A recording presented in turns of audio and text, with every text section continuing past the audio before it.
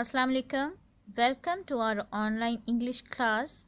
Today we are going to study New Oxford Modern English Book 4.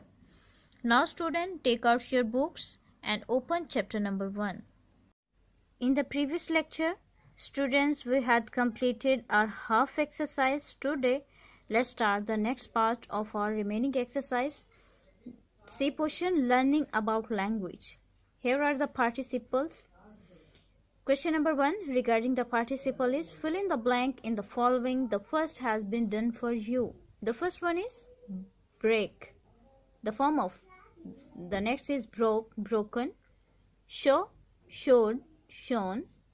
Go, went, gone. Cheat, cheated, cheated. Stream, streamed, streamed. Hear, heard, heard. Say, said, said. Spread, spread, spread. Question number 2 is use all the words in the end column in the sentences of your own. Here is the column, the end of the third one column, and you make sentences of your own regarding these words. This next one is articles. Question number 3, add article to the following where necessary. Note that not all the blanks required an article. Now listen carefully. Here are the gaps. You fill article like article is a and the. Once upon a time. Here article I used. A time there lived a king who was a fine man. Here the article is used. The kingdom he ruled was. Here in this blank no article is used. Very large and all the people. Here the article is used. All the people who lived in it were happy and prosperous. Here in this blank no article is used here. One day a great flood of water came pouring down from the mountains and swept away the palace and most of the city. Many of the people were drowned, but the king sent his army and carried everyone to some high ground. In this way, he saved many people from death. Here, in 3 blanks, there is no article is used. Now come to the question number. Next, using who or which. Join the following sentences with who or which. Remember that we usually use who for people and which for thing. Remind students, who for people. We used who for people and which for thing. Here are some sentences and you join sentences using this one who and which. The first statement is this is dog. It has a strange name. Here it is used, but at the replacement of it we join both sentences regarding using the word which. This is the dog which has a strange name, because here dog is the name of animal, that's why we use here which. The next one, this is the bin.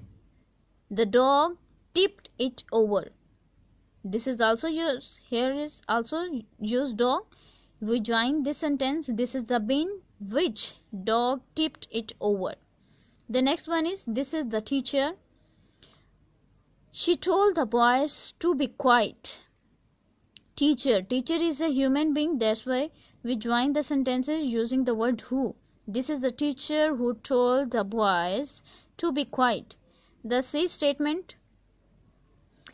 These are the children. They are throwing water at us. Here children are persons. That's why we join the sentences using the who. These are the children who are throwing water at us. This is the fence. They looked over it. Here students, they nominated that the person. That's why we join the sentences using the word who. This is the fence. Who looked over it. Next one is this is Mohit. He lives next door. Mohit is the name of a person. That's why we use here who. This is Mohit who lives next door. The last one is, this is the cat. It comes into our house every night. Here student, cat is the animal name, that's why we join the sentences using the word which. This is the cat which comes into our house every night. This is the next one, that is about the noun. Students, you know very well, naming things are called noun. The name of any person, place or thing is called noun. This is the definition of noun. Now this exercise is relevant about the noun. Underline the noun in the following sentences. In the first statement, once upon a time there was an old man called Ramesh. Here in this sentence there are two nouns, man and Ramesh. You underline both the word. Second one day she took his dog and went to the forest. Day, you underline the word day, dog and forest, because all these are three nouns in this sentence. See, suddenly out of the bushes came a fierce tiger. Here bushes and tiger is the noun. You underline the both words. In the D statement, Ramesh was afraid, but his dog feared no man or creature. Here Ramesh, dog, man, creature. Here in this sentence there are four nouns. You underline the four words. It took one step towards the tiger and barked. Step and tiger both are the noun. You underline both words. In the F statement, Ramesh stood with his back against a tree. Ramesh, back, tree. In this sentence there are three nouns and you underline the three words. In the G statement, soon the tiger ran into the forest. Tiger and forest. You underline the both words because these are nouns. In the H statement, Ramesh went home and told his wife about their brave pet. Ramesh, home, wife, pet. All these words are noun and you underline these words in the statement. And the last statement is, well done, she said in a loud voice, and the dog wagged its tail.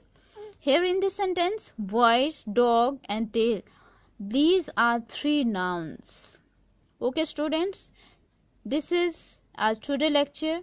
I hope you understand all the concepts which are discussing in today lecture. Allah Hafiz.